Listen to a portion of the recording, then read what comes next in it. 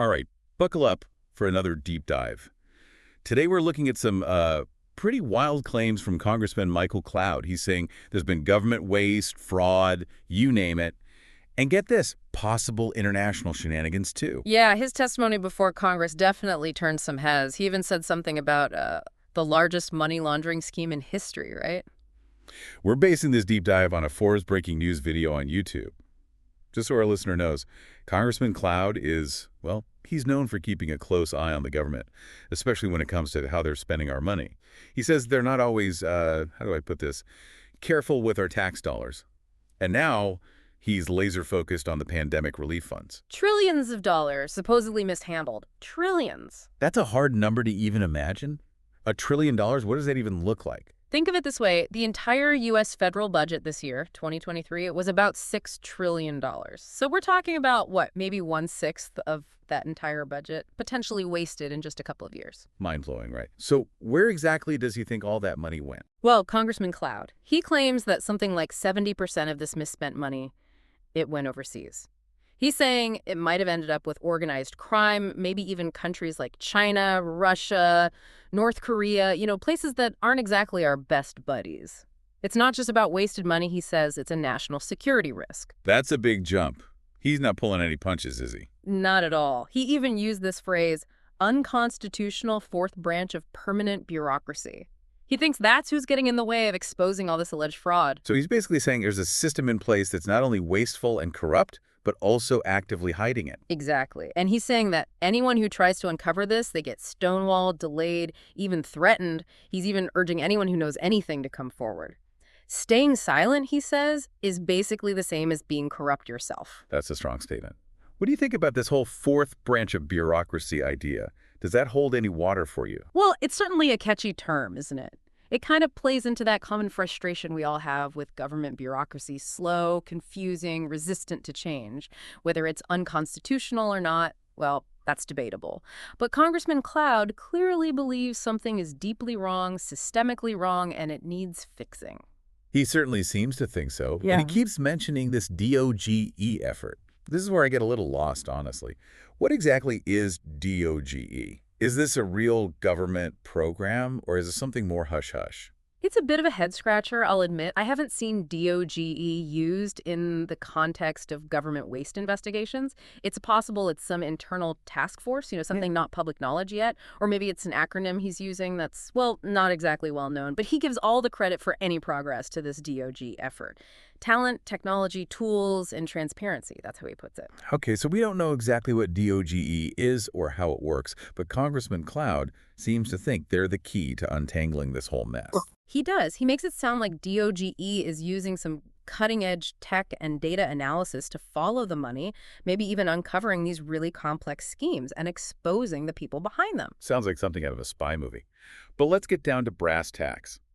What kind of evidence does Congressman Cloud have to back up these, frankly, pretty explosive claims? He gives a few examples. He talks about one state out west where they had more unemployment claims filed during the pandemic than they had people over 18 living there. Wait, more unemployment claims than actual adults? Isn't that kind of a obvious sign that something's fishy?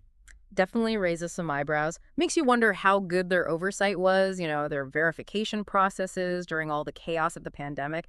It does seem like there might have been some big gaps in the system, enough for this kind of large-scale fraud to slip through. And he's not just talking about accounting errors, right? He even suggests that some of this stolen money was used for things like, well, fentanyl trafficking, even stuff to mess with our elections. He specifically mentions Romanians in this context. Yeah, he's saying some of those stolen funds might have been funneled through international criminal networks, to bankroll activities that are directly harmful to the U.S. Raises the stakes a bit, doesn't it? We're not just talking about wasted money anymore. This is getting into national security territory. It's starting to sound like a spy thriller, honestly. It does have that feel to it. If he's right, it suggests a level of, well, sophistication, coordination that goes beyond someone just taking advantage of a bad situation. We could be talking about organized crime, maybe even governments pulling the strings, using our system's weaknesses against us. So Congressman Cloud's not just alleging massive theft, he's suggesting this money is being used to actively hurt the United States. That's the heart of his argument. This waste, fraud, and abuse, it's not just a money problem, it's a threat to national security. He believes it weakens our position globally, hurts our economy, jeopardizes our future, the whole 9 yards. Okay, so these are some pretty serious accusations with, well, potentially global consequences. But before we go too far down this rabbit hole, let's take a step back. What are some potential counter-arguments? Maybe some alternative explanations for what Congressman Cloud's describing? Well, first of all, it's important to remember these are still allegations. Congressman Cloud has given us some examples, but we haven't seen any hard evidence yet, proof of fraud on the scale he's suggesting. Right, right. We need to be careful about jumping at conclusions, innocent until proven guilty and all that. Exactly. And let's not forget, the pandemic was a unique situation. That sudden flood of relief money, the pressure to get it out the door quickly, it's understandable that there might have been some, well, oversights, mistakes along the way. So while we shouldn't downplay the potential for fraud, we should also acknowledge the extraordinary circumstances. Right. It's possible that some of what Congressman Cloud's describing could just be, well, bureaucratic inefficiency, not being prepared for something like this, rather than intentional malice or a big conspiracy. And let's not forget, the vast majority of government employees are honest, hardworking people who want to use taxpayer money responsibly. Fair point. It's important to keep things in perspective. Absolutely. And while we definitely need to investigate these claims thoroughly, we should be mindful of the damage that can be done by making sweeping accusations without enough evidence. So where do we go from here? What happens next with this investigation? And if these allegations are true, what can be done about it? Well, that's exactly what we'll be looking at in the next part of our deep dive. We'll talk about what could happen if these accusations are proven, how you even go about untangling such complex financial schemes, and what steps can be taken to, well, make the government more accountable and protect taxpayer dollars. Sounds like we've got a lot more to uncover. Listener, be sure to join us for part 2, where we'll continue to dig into this fascinating and potentially game-changing story. All right, we're back and ready to go even deeper into these allegations from Congressman Cloud. We've talked about how much money might be involved, potentially trillions, and now I'm wondering what happens next. Like, let's say this DOGE thing he keeps talking about. Let's say they actually find proof that something shady's been going on. Then what? Well, if they find real evidence of fraud, it could set off a whole chain of events. Legally, politically, you name it. Think investigations, maybe even criminal charges against anyone involved, both here and abroad. Depending on who they find, it could even lead to Congress getting involved, people resigning, maybe even impeachment. Who knows? So this could really turn the whole political scene upside down. Oh, absolutely. And don't forget the international fallout. If American taxpayer money really did end up in the wrong hands, like with our rivals, well, things could get frosty between countries pretty fast. Sanctions, trade wars, even military tensions, it's all on the table. It could change who's friends with who on a global scale. That's a lot to process. Let's try to break it down a little. What would this investigation actually look like? We're talking maybe trillions of dollars, countless transactions, maybe even stuff happening in multiple countries. Where do you even start with something that big? It would be a huge undertaking. You'd need people from all sorts of agencies, forensic accountants, cybersecurity experts, lawyers who know international law, intelligence agencies, everyone. They'd basically be putting together a giant puzzle, trying to track the money through shell companies, offshore accounts, maybe even cryptocurrency. So it's like a CSI team, but for money and on a global scale. Exactly. And they're not just dealing with some amateur crooks. We're talking organized crime, maybe even governments, people who know how to hide their tracks. It wouldn't be quick or easy, that's for sure. We could be talking years of investigation, court battles, negotiations between countries, the whole works. Sounds like a real mess, to be honest. But okay, let's say they pull it off, they track the money and get a good chunk of it back. What happens to that money then? Does it just go back to the government? Well, that's where things get even trickier. You'd have all sorts of legal battles over who gets the money. Individuals, companies, even foreign governments could be fighting over their share of the pie. It almost makes you wonder if getting the money back would cause more problems than it solves. It's a real possibility. And even if they sort out who owns what, then you have to decide what to do with all that money. Pay down the national debt, invest in infrastructure, new social programs. It would be a political hot potato, for sure. So even if they crack the case, the fallout could drag on for years. No doubt about it. And it would definitely make people question the government. I mean, if something this big really happened, it would be hard to trust the people who are supposed to be protecting our money. Which brings us back to what Congressman Cloud said. He's asking anyone who knows anything to come forward, saying that keeping quiet makes you part of the problem. He's making it a moral issue. He says we need to expose these crimes to fix the government and make it honest again. It's a powerful message, and it taps into this idea that we all want people to be held accountable, that we want transparency. Makes you think, doesn't it? Yeah. If we're all supposed to be holding the government accountable, what does that actually look like in everyday life? Well, for one thing, it means staying informed and getting involved. Pay attention to what's going on, ask questions, and demand answers from the people we elect. We should also support groups and individuals who are fighting for transparency and against corruption. So it's not just about waiting for a scandal to happen and then getting mad about it. It's about being proactive, being a good citizen. Exactly. And it's about creating a culture of accountability, from the top down. That means protecting whistleblowers, giving oversight agencies more power, and making sure there are real consequences for doing wrong. So it's bigger than just getting the money back. It's about changing the systems that allowed this to happen in the first place. Exactly. It's about creating a government that's more resilient, transparent, and accountable. A government that actually works for the people. That's a tall order, but it's definitely something worth working towards. Now, Congressman Cloud doesn't just focus on potential fraud and all that. He also talked about specific areas where he thinks the government could save a lot of money. One of those areas is Medicaid, which is a program that people often criticize for being too expensive and complicated. Medicaid's a big program, that's for sure. It provides health care for millions of Americans who can't afford it otherwise. It's a safety net, but it definitely needs some work.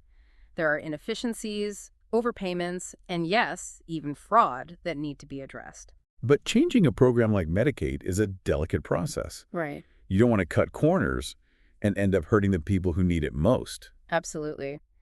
Any changes need to be carefully thought out to make sure people don't lose access to essential health care. But there are ways to make it more efficient and less wasteful without sacrificing quality.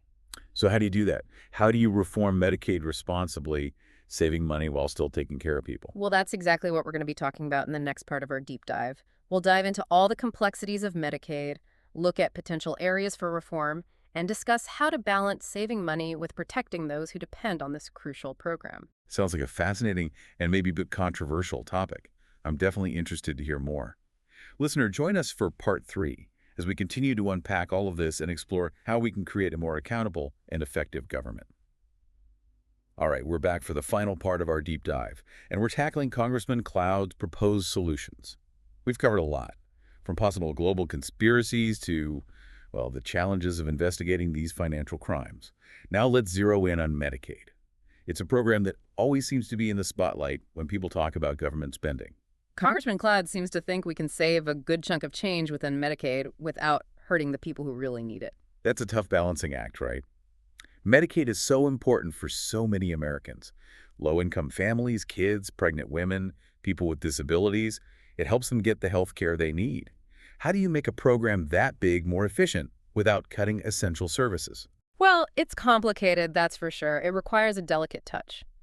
One area to look at is streamlining all the paperwork, the bureaucracy. Medicaid involves a lot of forms, different layers of administration, and billing systems that can be, well, pretty complex. Simplifying all of that could save a lot of money without impacting the quality of care. So it's about making the system run smoother, not necessarily cutting back on what it actually provides. Exactly. And technology can really help here. Things like electronic health records, automated billing, using data analysis to find and fix problems, that can help cut down on redundancies, errors, and make the whole thing more streamlined. So it's like giving Medicaid a digital makeover. Yeah, you could say that. But it's not just about technology. It's about improving communication between everyone involved. Healthcare providers, state agencies, the federal government, they all need to be on the same page. Break down those walls, encourage collaboration, and you can make things more efficient and save money in the process. Okay, so that's one way to approach it, streamlining administration and using tech. But Congressman Cloud also mentioned going after fraud and abuse within Medicaid. How big of a problem is that, and how do you even start to tackle it? Medicaid fraud is a real issue, no doubt. But it's important to remember it's only a small fraction of the total spending. However, Even a small percentage of a massive program like Medicaid, well, that adds up to billions of dollars. So even if it's a tiny slice of the pie, we're still talking real money. Absolutely. And there are different kinds of fraud, too. You've got intentional fraud, where people are deliberately trying to cheat the system. They might submit fake claims, bill for services they didn't provide, things like that. And then there's unintentional fraud, which happens because of honest mistakes, billing errors, coding issues. Maybe someone just doesn't understand the regulations, which, let's be honest, can be pretty complicated. It sounds like a real mess to untangle. It can be, yeah, but there are things you can do to minimize fraud. For example, you can beef up the verification process before any money is paid out. Check people's eligibility, make sure the claims are legitimate, and using data analysis can help too. You can look for patterns, anything that seems suspicious, and that might indicate fraudulent activity. So it's about being proactive, Yeah. catching potential fraud before it happens, rather than cleaning up the mess afterward. Exactly. And holding healthcare providers accountable is important too. Medicaid relies on a whole network of doctors, hospitals, clinics, and so on. Making sure they're billing ethically and providing quality care is crucial. It sounds like it takes a multi-pronged approach. Mm. But I keep thinking about the human element here. Medicaid helps real people, often in really tough situations. How do you balance the need to save money with the need to protect the people who rely on this program? That's the million-dollar question, and it's why any changes to Medicaid have to be made very carefully. We can't just focus on the numbers. We have to make sure that any changes don't make it harder for people to get the health care they need. So it's about finding that sweet spot between being responsible with money and being compassionate. Precisely. It requires a thoughtful approach that considers how these changes will affect real people and their families. And any changes should be rolled out slowly, step by step. And we need to watch closely for any unintended consequences. So it's about being cautious Yeah. and always checking to see if the program is actually doing what it's supposed to do. Absolutely. And everyone needs to be involved in the process. Healthcare providers, patient advocates, and, of course, the people who rely on Medicaid. Their input is crucial in making reforms that work and that are fair. It's a tough challenge, but an important one. It really is. Medicaid is a fundamental part of our social safety net. Making sure it runs efficiently and remains sustainable, well, that's essential for ensuring that millions of Americans have access to quality health care. So, listener, as we wrap up this deep dive into Congressman Cloud's claims and his ideas for solutions, it leaves us with a lot to ponder. We've talked about the possibility of massive government waste, fraud, and abuse, how challenging it is to investigate those things, and how to reform a huge program like Medicaid. It's a complicated story, and it'll probably continue to develop over time. But one thing's for sure. Making sure our government works well, does the right thing, and serves the people, well, that's on all of us. It's a good reminder that we all have a part to play in holding our leaders accountable and pushing for policies that promote transparency, accountability, and responsible spending. And it starts with staying informed, asking the tough questions, and having open and honest conversations about these issues. So, listener, keep digging into these topics, share your thoughts with others, and make your voice heard. This has been The Deep Dive. Thanks for joining us.